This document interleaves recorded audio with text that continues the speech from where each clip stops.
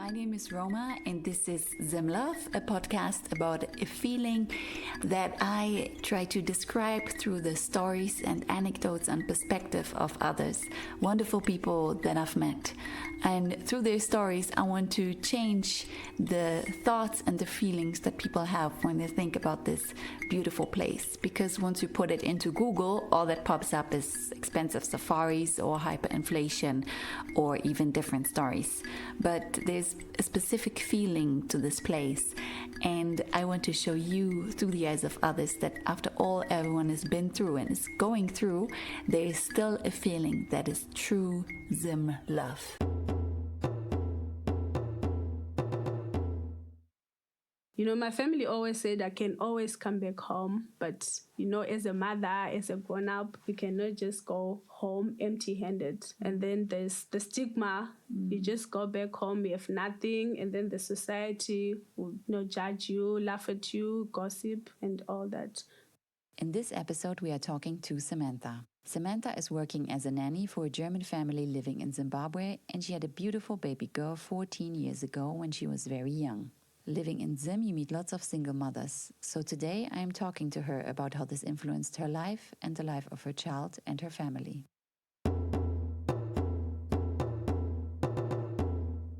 Would you mind sharing with us how you became a single mom? So my journey as a single mom started in December 2009 when I found out that I was pregnant. The person that knew that I was pregnant was my stepmother. I was staying with my father at the time in Zimbabwe. So she told my dad, and then my father decided to take me to my maternal grandmother's house.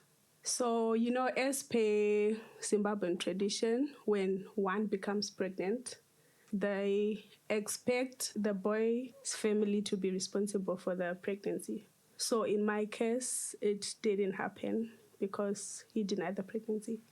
And what happened then? So my maternal grandmother decided that I should just stay at the house and have my baby there.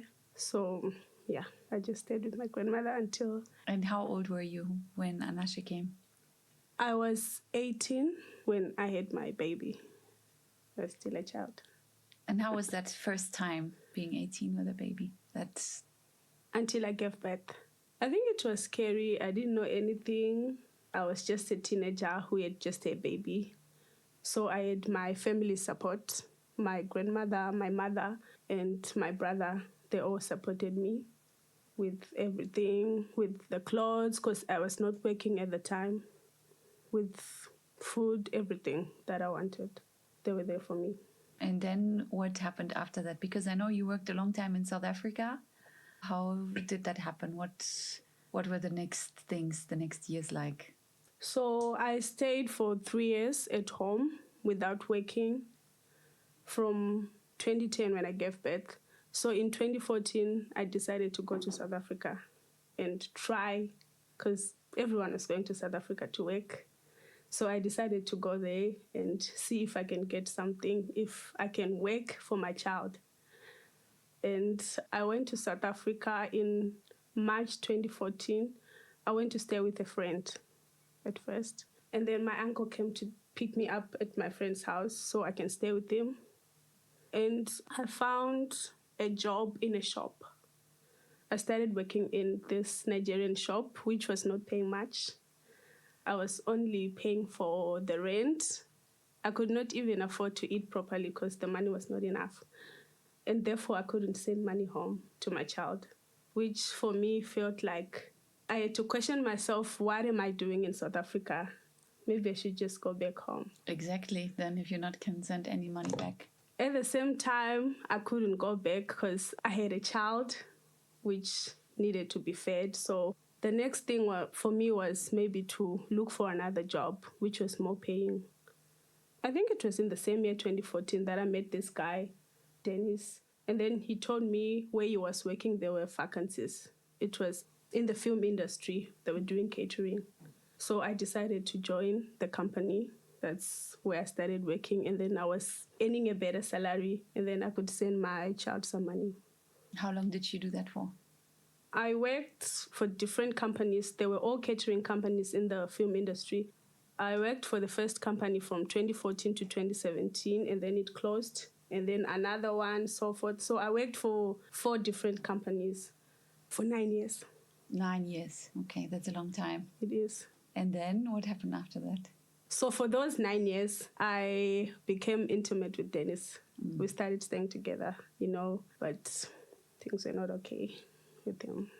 So then when this ended, also the job ended? Not really. Me and Dennis ended in 2019. That's 2019, 2020, during COVID. That's when I decided to just move away from him. I was also working in the same field, in the same catering companies. And what are you doing now? So I decided to come back to Zimbabwe in 2023. I worked for this family that came from Ireland. I was a childminder for them for a year, I think a year and 2 months. So have you experienced in Zim or in South Africa any judgment or any stigma for being a single mom? A lot. There's a lot of stigma around when you're a single mother, especially in the community and in the family. In the family, they always say you've brought shame to us. This is what was not expected from you. They had high expectations. Since I was an A-level student, they expected me to finish my A-level and then go to the university and maybe do something better. But then things just turned out to be this way. And then from the community, as a single mother, no one values you. They all think you're a threat to their marriage, to the community, there's always stigma, there's always judgment, even sometimes at the hospital. When the nurses just know you're a single mom, their first priority to be saved. Yeah. It's always these married ones getting everything, getting priorities. Would you say that single motherhood is something that is common in Zimbabwe? I think nowadays it is. For some, it's a choice. Some women are not just accepting to stay in an abusive marriage for the sake of being married. Some are choosing to be single and raising their own children. And then there are some like me who had a baby when I had a teenager and there was no father in the picture. And then some are just doing maybe IVF just to have a baby of their own with no father present. So I think these days it's more common to have single mothers.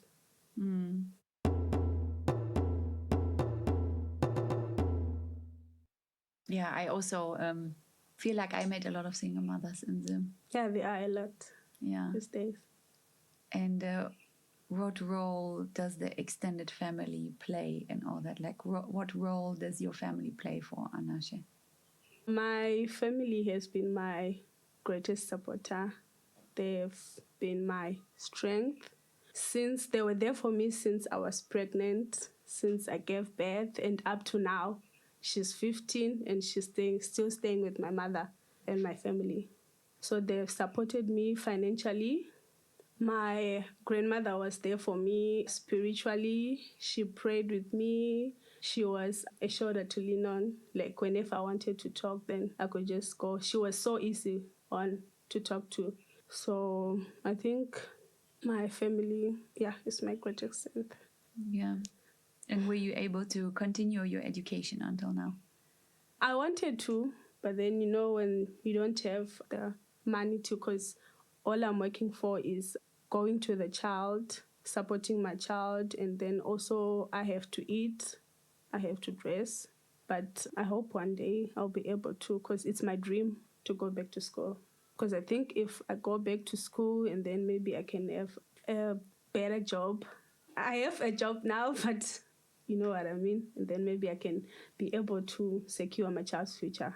And Zimbabwe is an economically very hostile environment, right? Yes. The school fees, they are very expensive. And I actually don't know how people make ends meet when I look at the salaries also that colleagues earn. And then the school fees, I really don't know how it's supposed to work. And especially as a single mother, that must be high pressure. And I know that everybody's trying to hustle, so they are the teachers trying to selling extra lessons, and being mother to a teenager, there's always some extra needs about beauty and clothing and fashion and how do you deal with the finances? How can you? For now, I cannot say I have some savings. If ever we can get some assistance, maybe from the NGOs or from the government, then we have some free education, some free healthcare. Then instead of me paying for the school fees or paying for the doctors, then I'll have to save up the money that I'm earning, you see, because everything is like from hand to mouth, the money that I'm working for. And would you say that retirement is an issue? Because do you have any kind of social security for the future when No. it comes to a retirement plan or a pension or anything like that? Or maybe if you would get sick and you couldn't earn for a long time?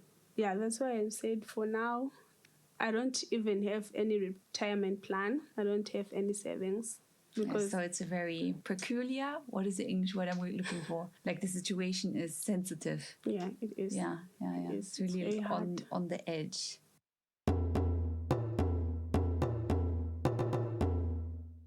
And what are your hopes then for Anasha now? Because, I mean, I imagine it to be very... You're not following your own dreams. Yes. So you can provide for your child. Yes. And what is the thing you wish for Anasha then? The first thing that I wish for is she gets the best education. And then also, as I said, I want to secure her future. I don't want her to lack anything. So one day she can be so proud of me and say, this is what my mother built for me. This is what my mother has been working for, you see, in the future.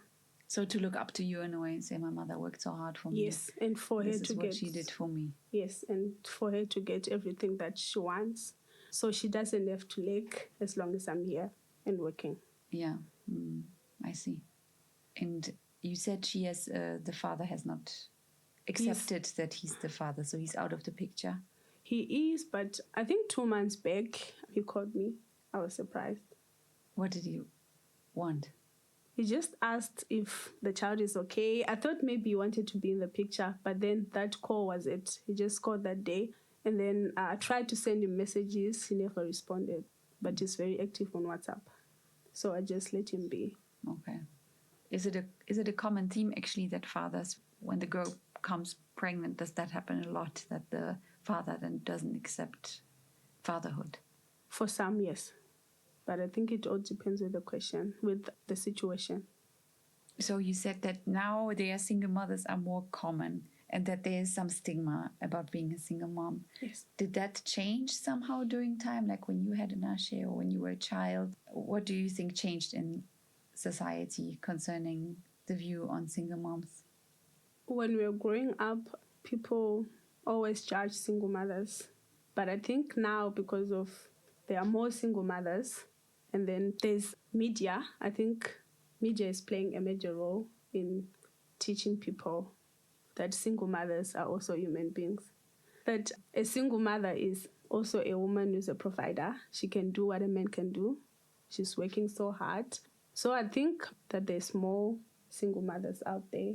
So you see a positive there's trend. A positive change now than before. And if you would meet a friend now, or if you say you meet a young girl who has fallen pregnant, what would you tell her? First of all, just tell her to accept herself, forgive herself. Because I know some people are still holding on to the past, like they still have questions, why this, why me? But it has happened, the baby's there. So what you have to do is you have to think forward, think of how you're going to love your child, and you don't have to live for what people say or what people think.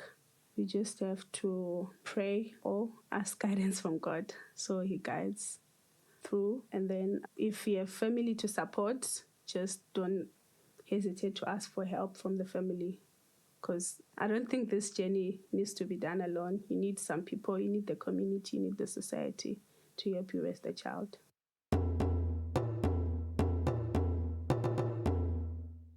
Would you wish for more government support, or what could support single mothers more in these times? I wish I know there is some NGOs who supports women and single mothers out there, but I've never been there. I've never asked for help, but I know they are there. So I wish there are more NGOs or government that could help with maybe assistance with financials and maybe daycare, even daycare, because someone is not working now because they don't have anyone to stay at home with the child. So they rather be with the child and not work. How was it for you to leave Anashe with your mom and your grandmother when you were working in South Africa for 9 years? It was not easy. I stayed in South Africa, but in South Africa, things were always not so nice. As I said, I stayed with this guy for almost 6 years, and he was very abusive, I tell you. But then I just said to myself, because sometimes there were low days when we're not working, and then there were days when we were working. But on those days that we were not working, I was relying on him for support. So I think he was taking an advantage of that. And did you think about your child back home, like to endure that? I did, because I said if I go back home, then I'm adding. I thought I was a baggage. So I was thinking of if I go back home and then there's my daughter and then there's me, and then my mother will have to feed for the both of us. So I just decided like, okay, it's fine if my daughter is there, if she's getting everything, and then I'm here, and then I'll have to hustle for myself. And how was it emotionally for you to be away from your baby? It was so much for me. I really, really wanted to be with my child, but the situation couldn't. You know, my family always said I can always come back home, but, you know, as a mother, as a grown-up, you cannot just go home empty-handed. And then there's the stigma. You just go back home, you have nothing, and then the society will, you know, judge you, laugh at you, gossip, and all that. So I just thought to myself, maybe if I stay in South Africa, then maybe it will be better for me and everyone else. And do you still share that view that it was the right decision, or would you do it differently today? If, like, to stay in South Africa? No, I don't think I'll ever want to go back. Like if you would be in the same situation now and like that would be the decision to go to South Africa or even for another young girl to work? No, I don't think I would encourage anyone to do that. But it all depends on the situation. Some are just doing it because they don't have support. But as for me, I had a choice either to stay at home or to go to South Africa. But I just decided to go, a motherly instinct that I have to go and work for the child. But it's not something that if I'm given the choice to today, I don't think I'll do it. What a hard decision to make. It is, to be away, because I left my child when she was 3 and then I came back when she was 18. So I missed so much of her life. Yeah, such a hard choice to take and everything, just to be mother and father, provide financially. Nobody should like be forced to make that. Yes. To make that choice or to make these choices. You should have the freedom to be with your baby when you want. Yes. Yes. But then it can only happen if we have some support system, like free education, free healthcare, like I said. Free daycare. Free daycare. But all of this, we have to pay, we need money, so we have to work. And now you are the mother of a teenage daughter. So it's also these precious years now. How are you coping? I think I'm grateful because I'm working now. So I'm able to provide with whatever she needs. You know, teenagers can be too demanding. She wants this, she wants that. They want this at school. So I have to be there. I have to support with whatever she wants. And do you think these years apart have altered your relationship or like formed it in a specific way? When I went to South Africa for the first 6 years, I think Anashe didn't believe that I was her mother, because up to now she calls my mother Mama. She thinks my mother was her mother. Even when they try telling her that this is not your mother, this is your mother, this is your grandmother, then she would say, no, you're just saying it, but I know she's my mother. So she grew up thinking it's a mother. So she didn't have that close relationship with me. So I think this is what I'm trying to build now. I'm trying to make up for all the years that I was not in her life. And is it working? Like, is she accepting you as a mother now? I think so. I think so. I think it's working now. Because when she first had her period, I was the first person to know. She came to me straight, and then she told me this is what happened. And I was so grateful. That's good if your child shows you that trust. Yes. Yeah. And then, of course, coming for money, new phone, fighting. Yes, a lot. Yeah, I remember these years. Myself being a teenager, of course, because I was a horrible teenager. And my mother said, God will punish you with a child like you are yourself for these years. That's how she's rolling. And you know it's true.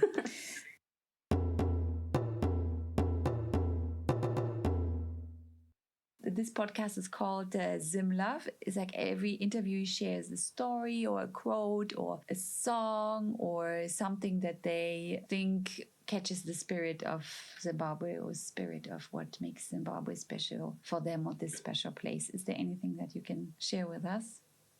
I believe Zimbabweans are very special in a way that they are so hardworking. You know, the economy in Zimbabwe, it's very bad, but people just hustle, they just make it, they just push through, and we have this spirit of togetherness. I think we help each other when necessary, we care for each other.